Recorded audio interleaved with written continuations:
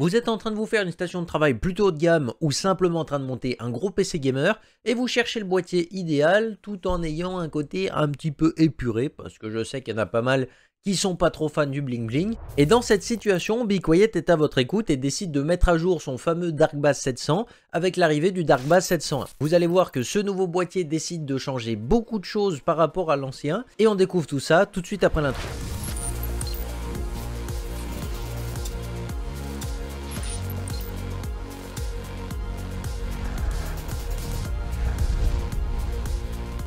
De mon côté, l'arrivée justement de ce fameux Dark Bass 701, elle est un petit peu mitigée. Parce que vraiment, dans les grandes lignes en image, on a vraiment l'impression que c'est un peu une pâle copie du Shadow Bass 800 qu'on a déjà présenté il y a de ça pas longtemps. Et si vous êtes en train de vous dire que le Dark Bass 701 c'est une pâle copie du Shadow Bass 800, eh ben je vous arrête tout de suite. Parce que même si à première vue ces boîtiers ils semblent totalement identiques, en réel c'est pas du tout le cas. Et il y a absolument tout qui change de l'un à l'autre. Et ça, c'est plutôt important de le souligner. Et si jamais vous voulez plus vous attarder sur le Shadow Bass 800, on l'a présenté juste ici, donc n'hésitez pas à aller regarder la vidéo juste après celle-ci.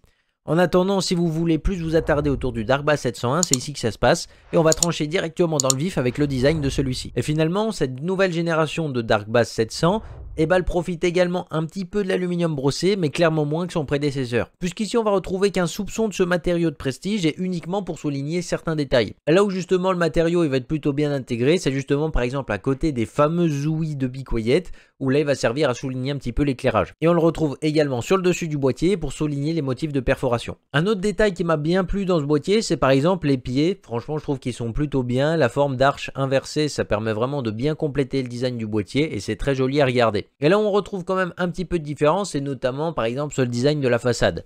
Alors vu comme ça on n'a pas l'impression que le design change beaucoup, mais dès qu'on enlève la façade on se rend compte que justement les boutons de la façade ils sont vraiment d'une qualité supérieure quand même. C'est quelque chose que vous ne verrez certainement pas à la caméra, mais je peux vous dire qu'ils ont un toucher assez particulier et on sent quand même qu'on a intégré des boutons de meilleure qualité sur la façade.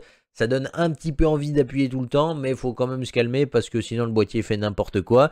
Et je sens que la durée de vie du truc, elle va pas durer bien longtemps. Si on reprend un peu notre sérieux et qu'on s'attarde sur des vrais points importants, d'un côté on avait par exemple les slots PCI qui étaient rotatifs sur le Shadow Bass 800, et ici c'est le plateau de la carte mère qui est rotatif, plus les slots PCI. Donc là vous pouvez carrément retourner tout le plateau de la carte mère à l'intérieur du boîtier pour avoir un design assez atypique. Et c'est ce que j'ai fait, comme vous avez certainement dû le voir sur les images. Si vous vous demandez un petit peu pourquoi le boîtier il est un peu bizarre, c'est tout simplement parce que dans mon cas j'ai choisi de retourner le plateau de la carte mère pour vous offrir quelque chose d'un peu différent. Je pense que la plupart des autres tests vont pas être faits dans ce sens-là. Donc moi je trouvais intéressant justement de retourner le boîtier pour vous montrer un petit peu ce boîtier sous un nouveau jour. Il y a quelque chose de très intéressant ici, notamment par exemple la capacité d'intégration du boîtier. Là où d'un côté on avait un Shadow Bass 800 qui était capable d'intégrer du 420 mm en façade ou sur le dessus, et bah ce Dark Bass 701 se contentera du 360 mm. Alors pour la plupart d'entre vous ça n'aura aucune importance. Mais il faut savoir quand même que pour ceux qui aiment bien les gros refroidissements, vous pouvez vous sentir éventuellement limité. Et si vous aussi vous pensez que c'est toujours galère de monter des water cooling dans les boîtiers de manière générale, et bah Be Quiet ils pensent à vous parce qu'ils ont toujours intégré déjà le système sur le dessus qui vous permet de retirer le support de water cooling. Et vous pouvez visser votre water cooling dans votre salle de bain si ça vous fait plaisir et le remettre dans le boîtier juste après. Donc ça déjà c'est plutôt pas mal. Mais imaginez, ça fait comme Lianli et vous pouvez le faire également sur la façade.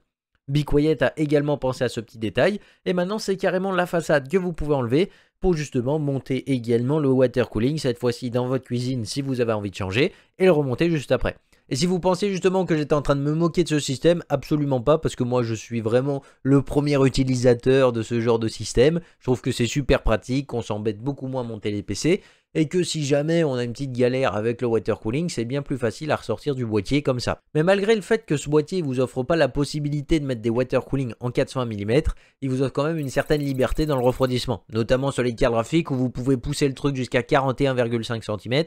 Ça commence à être plutôt pas mal, et notamment au niveau des ventirades où vous pourrez monter un monstre jusqu'à 18,5 cm de haut, donc ça commence à être quand même plutôt imposant également. Et là le boîtier il a toujours une bonne capacité d'intégration, c'est notamment avec l'alimentation, où vous pourrez pousser également la taille du monstre jusqu'à 26 cm.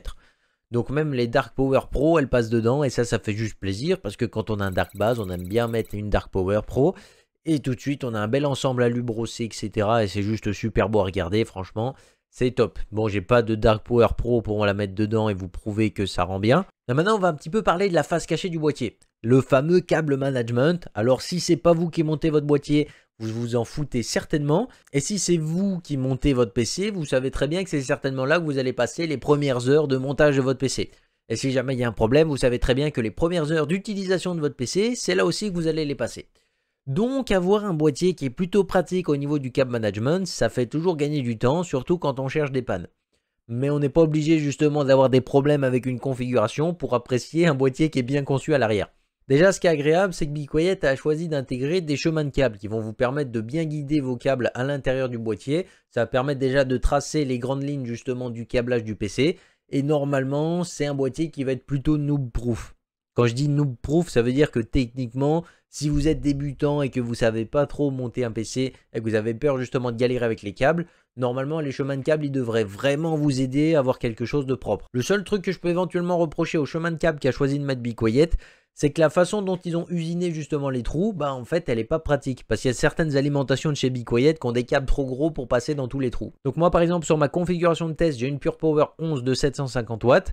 Et il y a certains câbles, notamment le 24 pins, qui ne passent pas justement dans le chemin de câble et j'ai dû le passer autrement. Effectivement, ça ne m'a pas empêché de monter une configuration dans ce boîtier, mais c'est un point qui est quand même important de se dire que certaines alimentations ont des câbles suffisamment gros pour ne pas passer dans tous les trous de ce boîtier. Et ça peut vous causer peut-être une certaine frustration, parce que si vous avez des câbles courts, vous n'avez pas forcément la possibilité de faire tout le tour du boîtier pour le mettre où vous voulez. Moi, je suis en train de dire ça, mais ça se trouve, j'ai juste eu le mauvais combo alimentation-boîtier, donc peut-être que vous, ça ne vous arrivera pas. Et tant qu'on est dans la face cachée du boîtier, on va parler d'un détail que j'apprécie particulièrement, c'est le hub qui pour une fois aura une durée de vie bien plus longue que ce que certains autres fabricants sont capables de vous offrir. Pourquoi je dis ça? Parce que tous les câbles qui arrivent sur ce hub, ils sont modulaires. Donc techniquement, vous pouvez quasiment tous les remplacer. Et il est peut-être possible que BeQuiet choisisse de vous les vendre séparément pour si jamais vous avez une panne ou en cas de garantie, par exemple, ils pourront vous envoyer les câbles qui vous manquent, qui ont grillé ou qui ont eu un problème pour pouvoir réparer ce hub. Et justement, ce hub, il va vous permettre de contrôler la vitesse des ventilateurs avec un bouton en façade. Vous avez 3 modes, alors vous avez bien entendu 50%, 75% et 100% il me semble. Donc ça va vous permettre justement de faire varier la vitesse des ventilateurs du boîtier.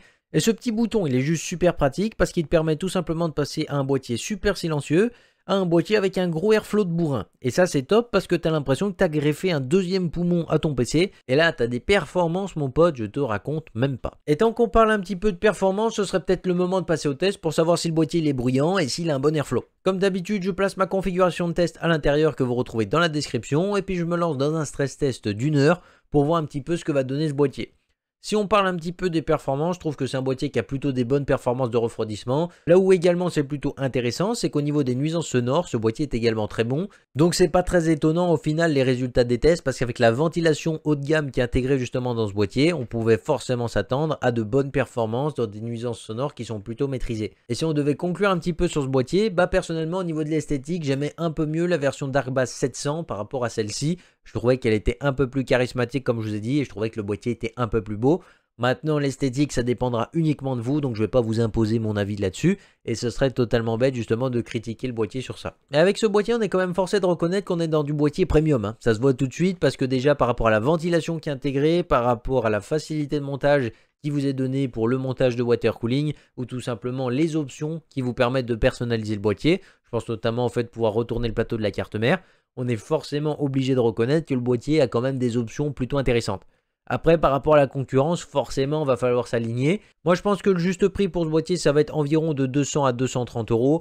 Mais je pense qu'au-dessus, on va être clairement dans le terrain d'autres concurrents qui vont peut-être avoir des arguments un peu plus frappants que celui-ci. Si t'es resté jusqu'ici, n'hésite pas à mettre un petit commentaire BeQuiet, comme ça je vous vois tout de suite et puis je vous mets un petit like dessous, ça fait plaisir. Et si la vidéo t'a plu, n'hésite pas à mettre le petit pouce RGB, à t'abonner si c'est pas encore fait, puis on se retrouve très bientôt pour une prochaine vidéo. Bye les gens.